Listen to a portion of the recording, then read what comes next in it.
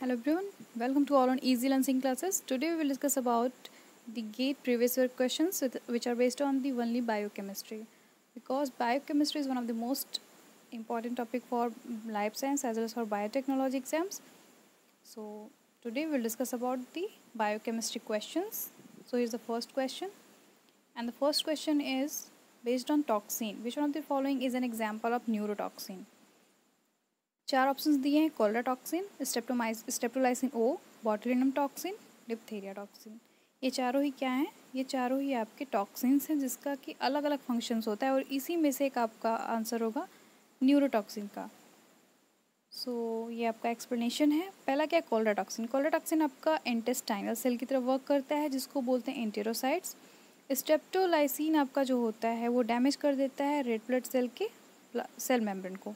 Third आपका botulinum toxin जो कि इसका आंसर है। बॉटुलिनम टॉक्सिन क्या करता है? ये आपके कोलिनर्जिक नर्व्स को बाइंड करता है उनके टर्मिनल साइड पे, और जो रिलीज़ होता है एसिटाइल कोलाइन उसको डिक्रीज़ कर देता है, जिससे क्या होता है आपका न्यूरोमस्कुलर ब्लॉक हो जाता है, और इस तरह ये न्यूरोटॉक्सिन की तरफ वर्क करता है।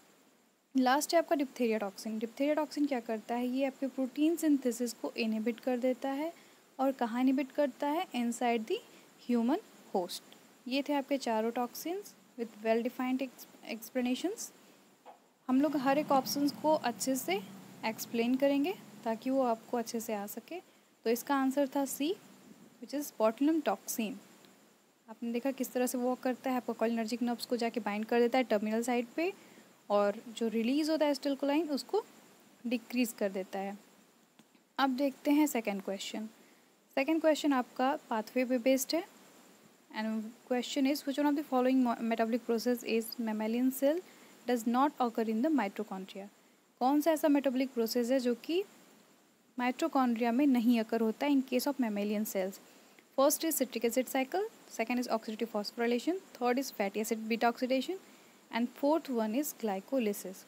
ये चारों ही पाथवेज हैं जिनका कि कोई ना कोई साइट होगा जहाँ पे परफॉर्म करते हैं, और ये चारों इस पाथवेज हम लोग पढ़ते हैं बायोकेमिस्ट्री में। तो देखते हैं इसका आंसर क्या होता है। इसका आंसर होगा डी, जो कि ग्लाइकोलिसिस है। सिट्रिक एसिड साइकिल का लोकेशन होता है matrix of mitochondria. Oxidative phosphorylation आपका अकर होता है inner membrane of mitochondria. Fatty acid beta oxidation आपका लाइज करता है माइटोकॉन्ड्रियल मैट्रिक्स में, लेकिन जो ग्लाइकोलिसिस होता है वो अकर होता है साइटोप्लाज्म ऑफ सेल में। तो तीनों का तो लोकेशन माइटोकॉन्ड्रिया से कोरिलेटेड है, लेकिन ग्लाइकोलिसिस जो है उसका साइट है मेटाबॉलिक प्रोसेस का, वो इन तीनों से डिफरेंट है, जो कि आपका साइटोप्लाज्म में हो रहा है। So correct answer is D, which is glycolysis. ठीक है, ग्लाइकोलिसिस के जो पाथवेज होते हैं उनमें इनहिबिटर का रोल, एक्टिवेटर का रोल, एज वेल एज किस प्रोसेस पे क्या क्या हो रहा है वो इम्पॉर्टेंट होता है। Which one of the following amino acid has 3 ionisable groups? कौन सा ऐसा अमाइनो एसिड है जिसके 3 आयोनाइजेबल ग्रुप्स होते हैं? Glycine, leucine, valine, lysine. ये आपका गेट 2017 का क्वेश्चन है, और इसके पहले हम लोग गेट 2018 के दोनों क्वेश्चन डिस्कस किए हैं। तो देखते हैं कौन सा ऐसा अमाइनो एसिड होता है। ग्लाइसिन आपका क्या होता है? ग्लाइसिन एक ऐसा अमाइनो एसिड होता है जो कि एक सिंपल अमाइनो एसिड के फॉर्म में हम लोग जानते हैं। ठीक है, तो इसका आंसर होगा ए, लाइसिन। ये एक ऐसा अमाइनो एसिड होता है जिसके 3 आयोनाइजेबल ग्रुप्स होते हैं। ठीक है, जिसकी पीके वैल्यू गिवन है। अल्फा अमाइनो ग्रुप का कितना होता है? 9.04, और ए कार्बोक्सिलिक ग्रुप का कितना होता है? 2.17, और आर ग्रुप का होता है 12.48। इसको क्या करिएगा, आप या तो कहीं नोट डाउन कर लीजिएगा या अच्छे से समझ लीजिएगा, क्योंकि ये क्वेश्चन आपका गेट में आया हुआ है और इस पर कॉन्सेप्ट बेस्ड क्वेश्चन और भी आते हैं। ठीक है, आई होप आपको ये वीडियो पसंद आया होगा। नेक्स्ट क्लासेस में हम लोग कुछ और ही क्वेश्चंस डिस्कस करेंगे कुछ ट्रिक्स के साथ।